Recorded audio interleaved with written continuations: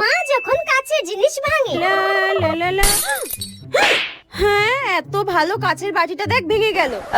ও ঠিক আছে মা, এমন তো হতেই পারে, হাত দিয়ে তো পড়ে যেতেই পারে। হ্যাঁ, হাত দিয়ে পড়ে গেলে আর কি করব। যাই হোক, তোর বাবাকে বলিস না একটা সুন্দর দেখে কাচের বাটি সেট এনে দিতে। ঠিক আছে, আমি বাবাকে বলবো একটা নতুন ভালো দেখে সুন্দর দেখে একটা কাচের বাটি সেট আনতে। ঠিক আছে ঠিক আছে।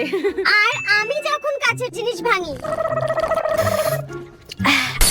এই কি হলো রে? কি ভাঙলো কি ভাঙলো? এই রে, হায় ভগবান, আমার এত সুন্দর কাচের গ্লাসটা ভেঙে দিল। তুই কি কোনোদিনও শুধরাবি না? যেটা ধরে সেটাই ভেঙে দিস, যেটা ধরে সেটাই সর্বনাশ করে রেখে দিস। তুমি এরকম করে বলছো কেন মা? সেদিন যে তোমার হাত থেকে একটা কাচের বাটি পড়ে গেল, তখন কি আমি তোমায় কিছু বলেছি নাকি?